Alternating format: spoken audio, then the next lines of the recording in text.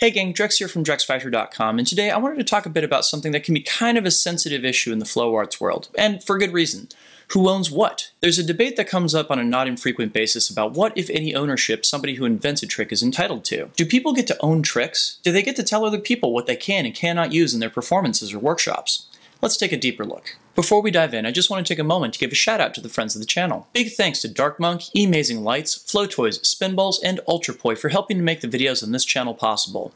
You can visit them all on the web by following links down in the description of this video. Let's start off with two things that I think are really important to acknowledge. The first is that people work really hard on the things that they create. It's inevitable with that work that there's some sense of ownership that takes hold. It's hardest to do things for the first time, but once that wall is broken down, it makes it vastly easier for the next person to come through. I don't think it's bad to have that feeling of pride in the work you've invested in what you create. The second is that the landscape of the flow arts world has changed dramatically in the past 2 decades. It's no longer practiced in isolated pockets, but is now a worldwide network that embraces people of many different backgrounds. A huge reason why this has happened is that in many cases the work that we create is shared using somewhat of an open source model of sharing. Many people care more about getting the things that they create to the eyeballs of people who might like or learn from them far more than they care about how they might use it.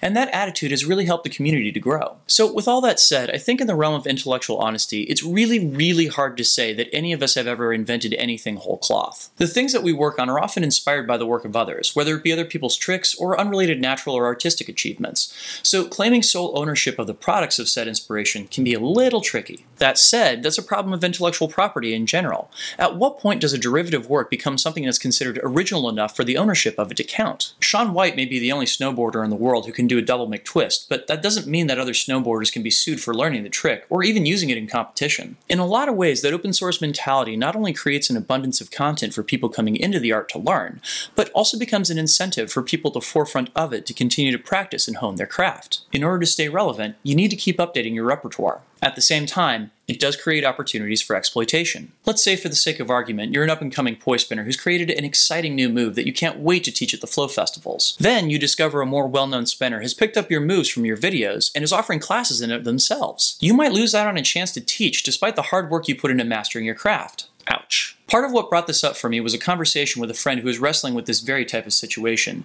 made even more acute by the fact that she's a woman and the people snatching gigs from her are guys. And this is one of those twists on the whole situation that definitely begs the question of what do we do when people in a position of power exploit the work of people who are not? Is there any way to protect them without compromising a value that's a big factor in helping the community grow? So my honest answer is that I don't know. I'll say straight up that in my own opinion, I've never invented a move. Everything I've ever made in my videos has been inspired by something I saw someone else do, or running an equation or tweaking variables. I would not have access to any of those things had someone else not done the groundwork on them. Whenever possible, I try to credit the person I learned the trick from when I'm teaching it.